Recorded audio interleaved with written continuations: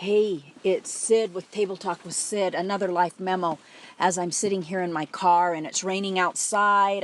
I do love these days and I do love the smell of the rain. It helps you really think. I think it brings a new perspective, and so I wanted to toss this around with you. My girlfriend and I were chatting the other day, and she was letting me know her frustrations about her life, what it's going on in the workplace, and she's had some challenges with addiction. Not that, I like to do all of my podcasts on addiction, but I just thought I would throw that in because the discussion was on the details of what comes from our mouth and our beliefs and how our beliefs are created and how we live life according to what we talk about. So here's some food for thought.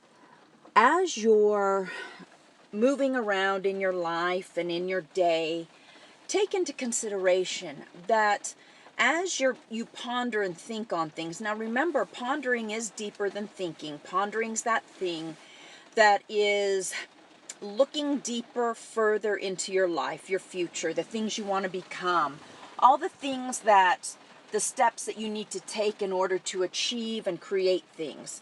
So as you ponder things in your life, just toss it around and maybe consider the fact that what you are thinking about, you have to think about things before they come from your mouth.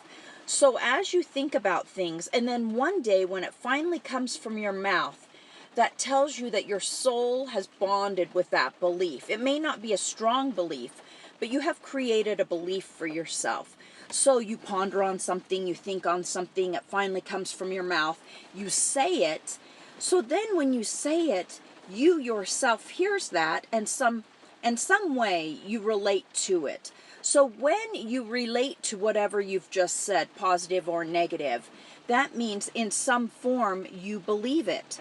So something you may want to toss around is the fact that what you allow that comes out of you, whether it comes out of you silently, meaning you believe it, you think on it, you ponder on it, and it's sort of coming out of your mouth to yourself, whether you have in passing or in some form said it to someone else. Maybe it can even be that thing that's not really focused on much, but it's said somewhere in a conversation. Those things are the things that you are believing within you.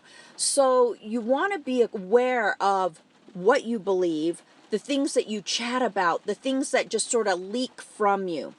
Because I was explaining to her, even with addiction, an addiction again can be depression.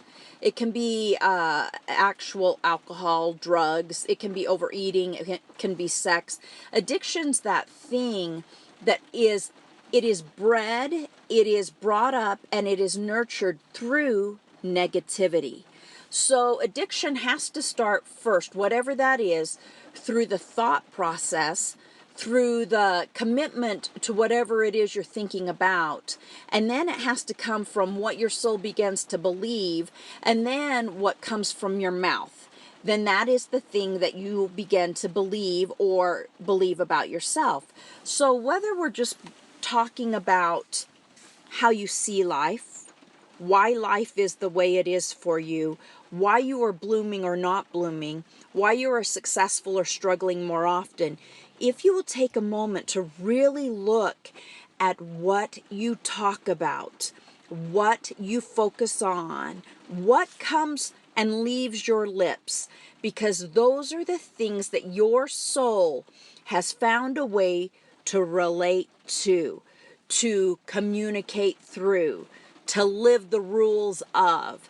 So by knowing that, you empower yourself to be able to do different, to think different, to believe different, to know that whatever you're allowing to take up space within your thoughts will take up space within your life. So good, bad, or otherwise, you want to be aware of those things. And people have talked about this. You don't just let anyone walk into your home whenever they want, to do whatever they want, to behave any way they want, to take away your happiness.